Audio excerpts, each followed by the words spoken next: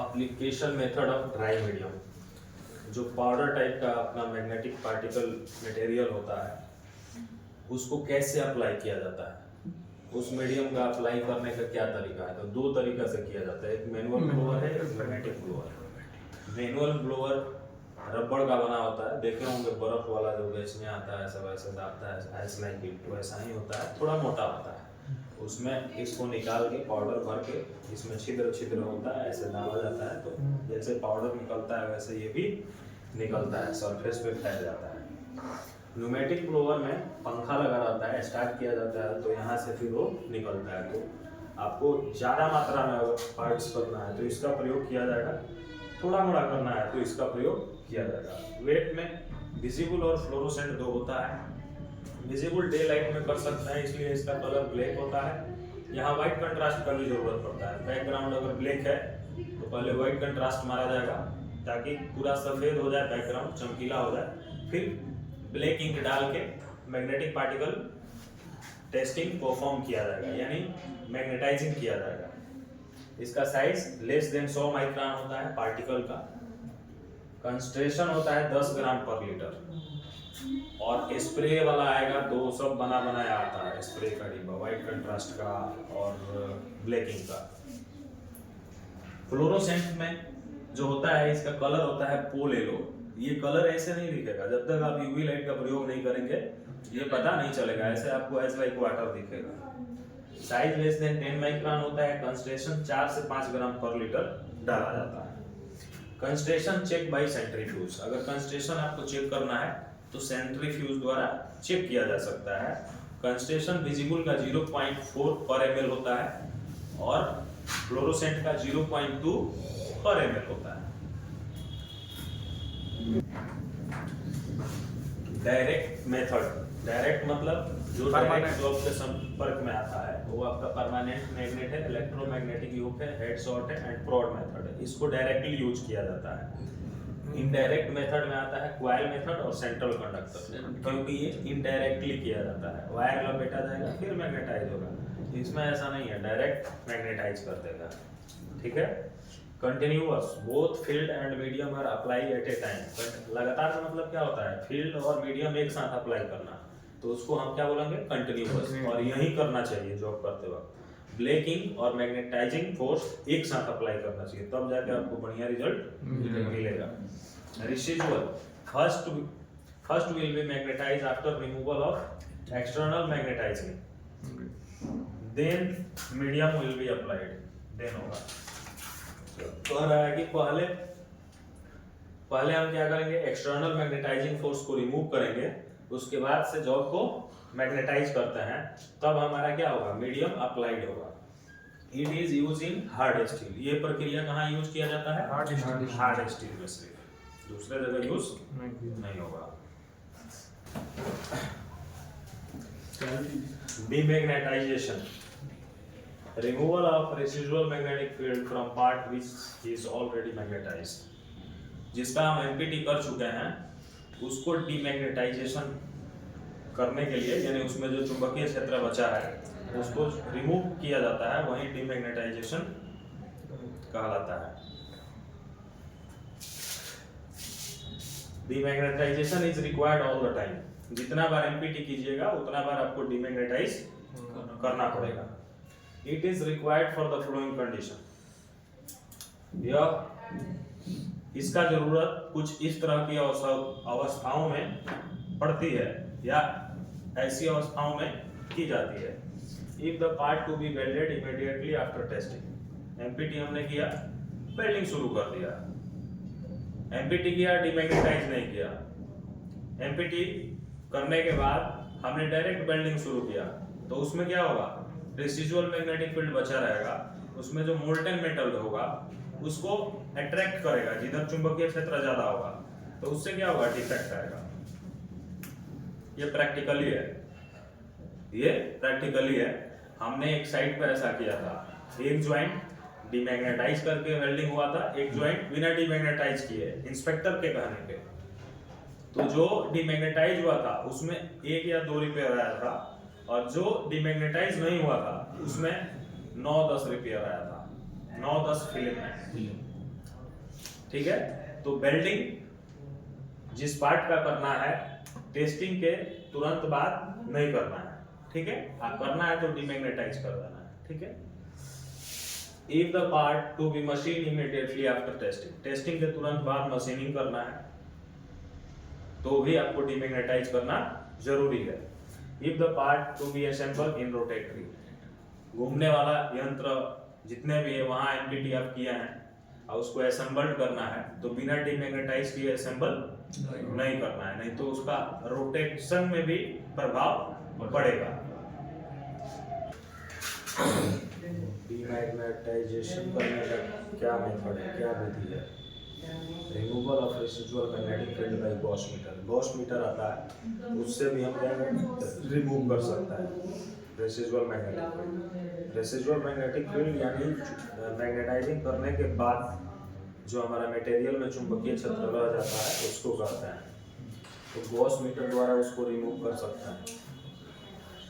दूसरा तरीका है the speed and number of passes has to be established by trial and error method for each component. जिसका हम empty किया है उसमें जितना बार किया है पासेस उसको क्या करना है, एस्टैब्लिश्ड होने के बाद फिर ट्रायल और एरर कर देना है, यानी एक बार जाने का, एक बार करते हुए फिर आने का। तो प्रत्येक कंपोनेंट का कर देंगे तो क्या होगा, उससे भी रिमूव हो जाएगा। यानी एक बार एमपीटी किए हैं, एक बार करते गए, फिर एक बार करते आ जाएंगे, रिपीट तो डिमैग्नेटाइज हो जाएगा। तो उसमें क्या हो गया, ट्रायल एंड एरर मेथड हो गया, यानी एक बार कर दिया फिर एररिंग किया तो उससे भी रिमूव हो जाएगा। Hysteresis loop magnetize by AC. Hysteresis loop जो दिखाता है O और F का बीच का टाइम लैग शो करता है, ठीक है। ये हमारा सैचुरेशन पॉइंट है, सैचुरेशन पॉइंट यानी अधिकतम संगतता का पॉइंट, यानी अधिकतम मैग्नेटाइजेशन, ठीक है। यहाँ वो भी आपको बतलाता है रेसिडुअल मैग्नेटिक फील्ड, वो भी रेसिडुअल यानी जो चुंबकीय क्षेत्र रह गया है चुंबकीकरण करने के बाद, ओसी बताता है magnetizing force in negative direction, ये नेगेटिव डायरेक्शन बताता है। बी बताता है फ्लक्स डेंसिटी, एच बताता है मैग्नेटाइजिंग फोर्स, ओएफ बताता है magnetizing force in positive direction. ये प्लस पॉजिटिव डायरेक्शन है जो कि फ्लक्स डेंसिटी है, और ये हमारा ओसी क्या है, नेगेटिव डायरेक्शन, ठीक है। तो हाइस्टेरिसिस लूप क्या है? हाइस्टेरिसिस लूप एक ऐसा लूप है जो एक दूसरे को क्रॉस नहीं करता है। जैसे हमने बताया था पीछे कि 1 सेंटीमीटर का proper magnetizing force, magnetizing flux अपना दूरी क्या करता है, कायम करके रखता है, उसको कम ज्यादा नहीं करेगा, उतना ही पे वो इक्वल मैग्नेटाइजिंग फोर्स ट्रेवल करेगा जो, तो उसी लिए ये हाइस्टेरिसिस लूप बना है, उसी चीज को समझने के लिए। Reference block are the block which will have non-discontinuity, which will produce constant and repeatable result। सहायक खंड या सहायक टुकड़ा एक ऐसा टुकड़ा है, एक ऐसा खंड है जिसमें पहले से डिसकंटिन्यूटी हमारे जानकारी में मौजूद होती है, जो जिसका परिणाम हमेशा निश्चित और एक जैसा आता रहता है, जिससे हमको ये पता चलता है कि डिसकंटिन्यूटी आता कैसा है, दिखता कैसे है किसी भी मेथड में। तो ये हमारा सबसे पहले जो है पाई गेज है, ठीक है। इसको क्या बोलते हैं, पाई गेज। तो इसमें टोटल आपको 8 लाइन मौजूद है, टोटल 8 लाइन। इसको फील्ड इंडिकेटर या पाई गेज बोलते हैं। Field indicator is used to check the magnetic field. ये क्या बता देता है, मशीन हमारा मैग्नेटिक फील्ड जनरेट कर रहा है कि नहीं, ये इससे हमको पता चल जाता है। इलेक्ट्रोमैग्नेटिक लूप हो या फिर परमानेंट मैग्नेट हो या फिर कॉइल मेथड हो, कोई भी हो, इसको आप रखिएगा। अगर इसके अपोजिट साइड आपको लाइनिंग दिख रहा है, यानी हमारा मैग्नेटिक फील्ड जनरेट मशीन कर रहा है, मैग्नेटिक फील्ड जनरेट हो रहा है कि नहीं, उसी को देखने के लिए इसका हम प्रयोग करते हैं। स्टॉप करो। नॉच ब्लॉक होता है जिसके माध्यम से हम ये देख सकते हैं कि डिफेक्ट कैसा आएगा। दूसरा हमारा कीटोज रिंग होता है। कीटोज रिंग सेंट्रल कंडक्टर और कॉइल मेथड के रिफरेंस के लिए लिया जाता है, क्योंकि कॉइल में क्या किया जाता है, लपेटा जाता है वायर को, सेंट्रल कंडक्टर में बीच से वायर लगाया जाएगा। तो इस रिफरेंस ब्लॉक का प्रयोग कॉइल मेथड और सेंट्रल कंडक्टर के लिए ज़्यादातर यूज किया जाता है। तो हेड शॉट में भी इसका प्रयोग किया जाएगा, ठीक है।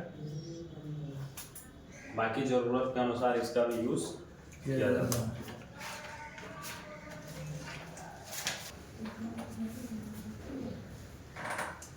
डीपीटी एमपीटी ये दोनों ऐसा मेथड है जिसमें इंडिकेशन कहीं डिफेक्ट को, डिसकंटिन्यूटी को पहचाना जाता है। तो indication is the event of the imperfection. चिन्ह निशान क्या है, एक घटना है जो अशुद्धिकरण के बारे में बताती है कि अशुद्धिकरण यानी डिसकंटिन्यूटी और डिफेक्ट है या नहीं। दो तरह का इंडिकेशन होता है, relevant indication, non relevant indication. Relevant indication are the true indication from actual discontinuity. Relevant indication क्या है, एक ऐसा डिसकंटिन्यूटी है जो हमारे वास्तविक डिसकंटिन्यूटी से इंडिकेशन आता है।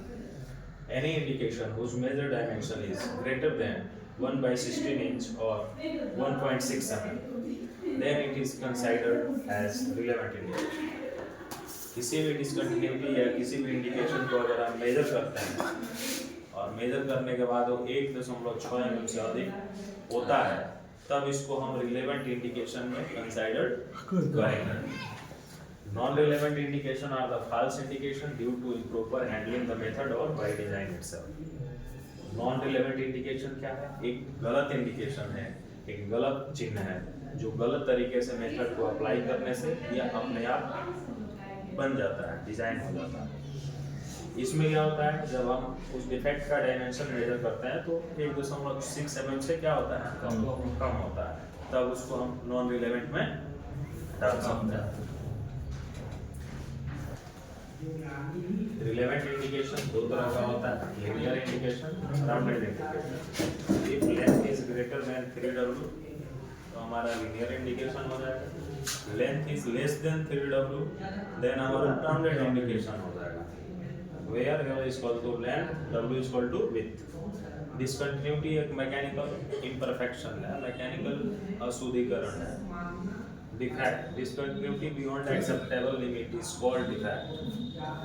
वह डिसकंटिन्यूटी जिसे हम एक्सेप्ट नहीं कर सकते हैं उसको हम डिफेक्ट कहते हैं। इसलिए defect is a harmful mechanical imperfection. इसलिए डिफेक्ट क्या है, एक हानिकारक अभियांत्रिक अशुद्धि है। All defects are discontinuity. सारे डिफेक्ट को हम डिसकंटिन्यूटी कर सकते हैं, ठीक है, but all discontinuities are not defect. लेकिन सभी डिसकंटिन्यूटी को हम डिफेक्ट नहीं कर सकते हैं, क्योंकि डिसकंटिन्यूटी को एक्सेप्ट भी किया जा सकता है बट डिफेक्ट को एक्सेप्ट नहीं किया जाता है। और डिफेक्ट है तो उसको डिसकंटिन्यूटी इसलिए हम बोल सकते हैं क्योंकि कहीं ना कहीं मेटल जो है वो डिसकंटिन्यू हुआ है, इसीलिए उसको डिसकंटिन्यूटी बोल सकते हैं। और डिसकंटिन्यूटी को डिफेक्ट इसलिए नहीं बोल सकते हैं क्योंकि डिसकंटिन्यूटी को एक्सेप्ट किया जा सकता है बट डिफेक्ट को एक्सेप्ट नहीं किया जा सकता। क्यूरी पॉइंट क्या है, the temperature at which material loses its magnetic properties, that is called Curie point. वह तापमान जिस पे पदार्थ अपना चुंबकीय गुण खो देता है उसको हम क्यूरी पॉइंट कहते हैं। कार्बन स्टील का जो क्यूरी पॉइंट होता है 723 डिग्री सेल्सियस होता है। इसका एक्सेप्टेंस क्राइटेरिया होता है एसएमई सेक्शन 8 डिवीजन 1 अपेंडिक्स 6।